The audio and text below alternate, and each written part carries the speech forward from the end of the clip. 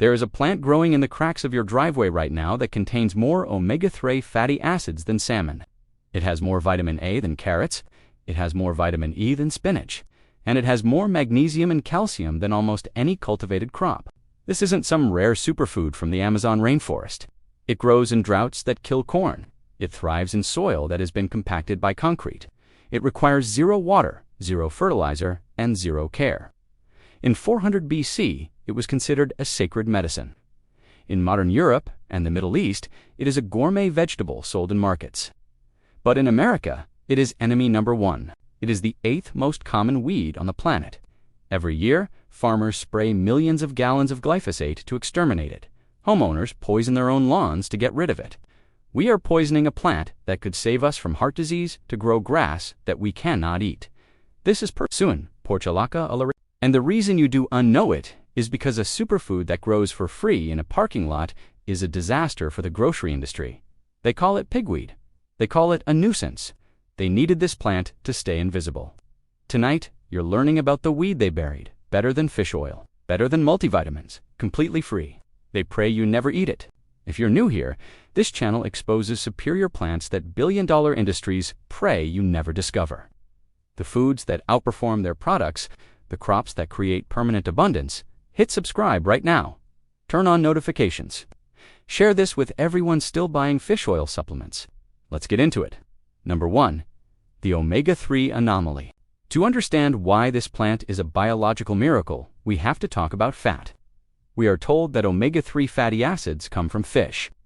We are told that to get these essential heart-healthy fats, we must buy expensive salmon or take fish oil supplements. We are told that land plants are poor sources of these essential fats. Purslane breaks this rule.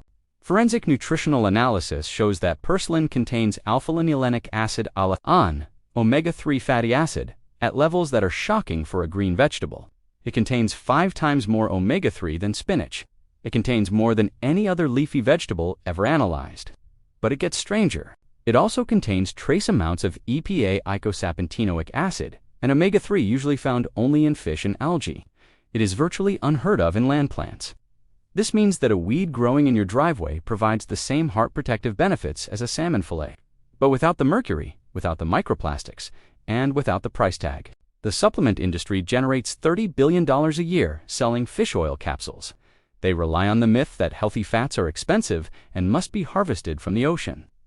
Purslane proves they are free and grow in the dirt. If people knew they could get their omega-3 south from a salad of backyard weeds, the revenue stream for fish oil would evaporate. They rely on your ignorance of botany to sell you chemistry. Number 2, the Gandhi of plants. Mahatma Gandhi ate purslane. During his long periods of fasting and simple living, he relied on it as a primary source of nutrition. He called it nourishing. He understood what modern science is just now rediscovering. Purslane is a survival food. In 2014, scientists analyzed the nutritional profile of wild purslane compared to cultivated vegetables. The results were humiliating for modern agriculture. Purslane had higher levels of potassium, magnesium, calcium, and iron than almost any crop grown in industrial fields. It achieves this density because it is a succulent. It stores water and nutrients in its thick, fleshy leaves.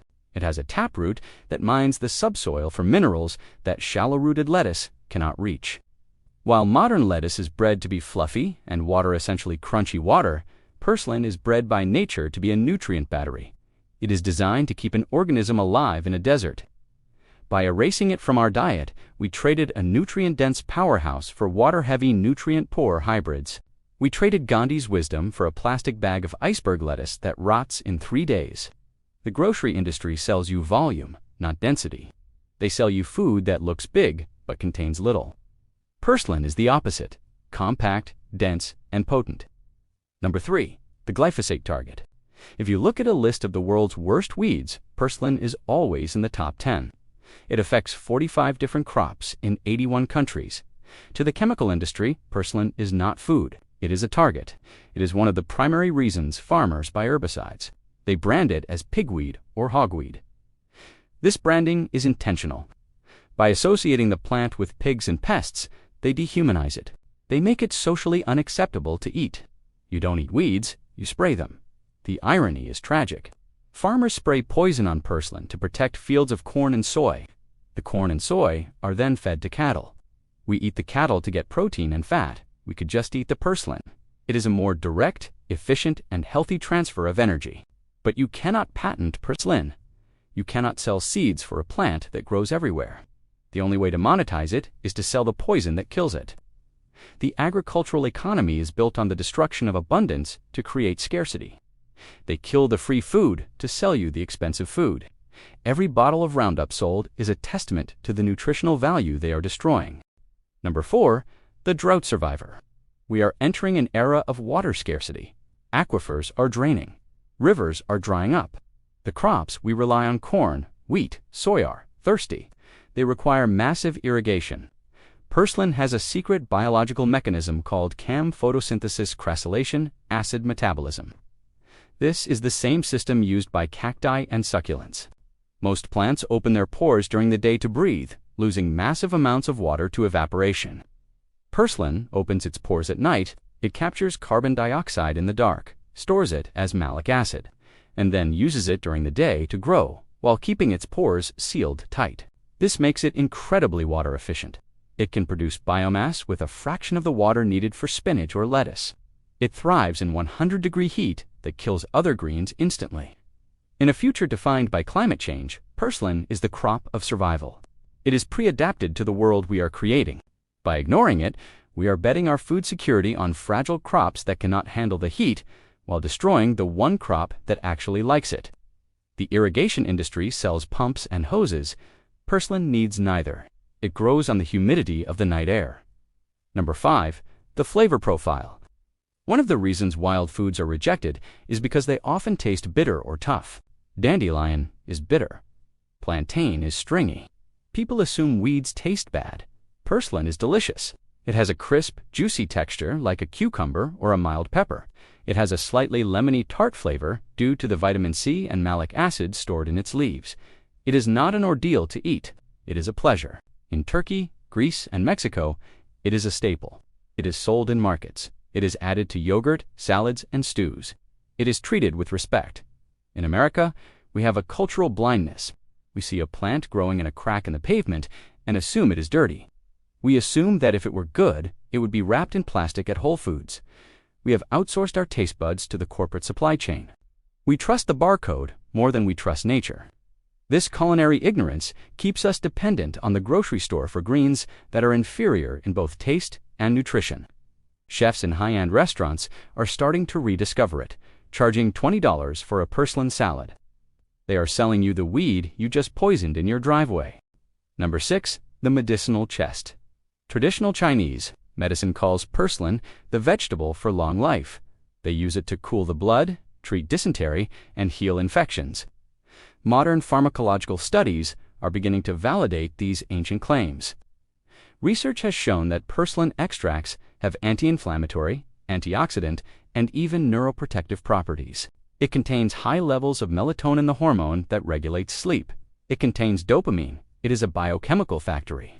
The pharmaceutical industry synthesizes these compounds. They sell you melatonin pills for sleep. They sell you anti-inflammatories for pain. Purslane provides them in a biological matrix, buffered by vitamins and minerals. A plant that acts as both food and medicine is a threat to two industries at once. It competes with the grocery store and the pharmacy. It is too useful to be allowed to remain popular, so it remains a weed. If you could eat your medicine in a salad for free, the profit margins of the drug companies would suffer. They need you to view health as something you buy, not something you grow. Number 7, the soil healer. Purslane doesn't just take from the soil, it repairs it. It is often found in compacted hard soil where nothing else grows. Its deep taproot breaks up the hardpan, allowing air and water to penetrate. It acts as a living mulch, covering the bare ground with a thick mat of green that retains moisture and prevents erosion. When it dies, it releases the nutrients it mined from the deep soil back onto the surface. It is what permaculture experts call a dynamic accumulator. Gardeners are taught to pull weeds because they steal nutrients. Purslane actually prepares the soil for other plants. If you let it grow between your rows of corn or tomatoes, it acts as a companion. It keeps the roots cool. By declaring war on it, we are destroying the Earth's natural repair mechanism.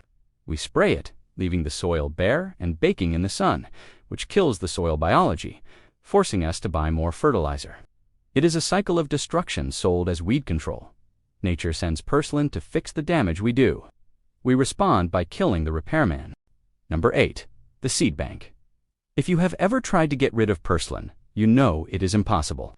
This is because of its reproductive strategy. A single plant can produce 240,000 seeds in a season. These seeds can remain dormant in the soil for 40 years, waiting for the right conditions to sprout.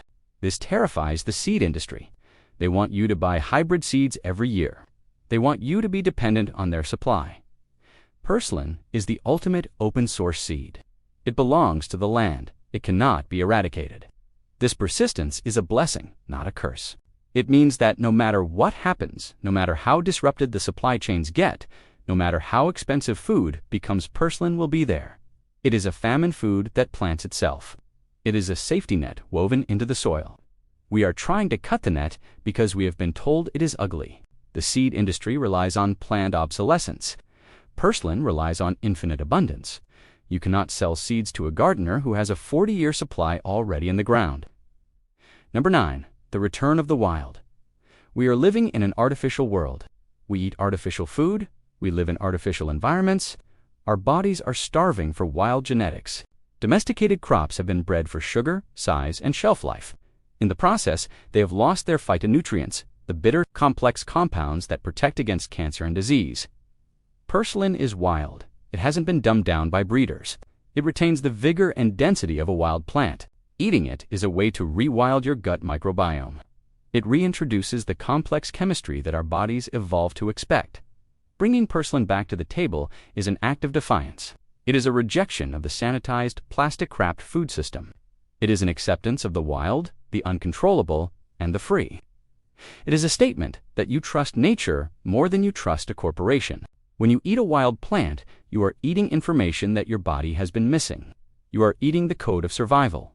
This wasn't some experimental novelty or unproven curiosity. This was a plant eaten by Gandhi, revered by the Chinese, and consumed by civilizations for thousands of years. Superior, in every measurable way, to the lettuce they keep you buying. 5 times the omega-3 south of spinach. Survival in drought and heat, a complete multivitamin growing in the cracks of the sidewalk. The supplement industry generates $30 billion annually selling fish oil and vitamins. They buried purslane because informed citizens wouldn't need their pills. But the secret is out. Chefs are serving it. Scientists are studying it. The suppression is failing as information spreads. You can keep poisoning the most nutritious plant in your yard. You can keep buying fish oil that may be rancid. You can keep feeding an industry that profits from your nutritional deficiency. Or you can harvest purslane this season, eat the weed, reclaim your health. The choice they never wanted you to have is now yours. I'll see you in the next video.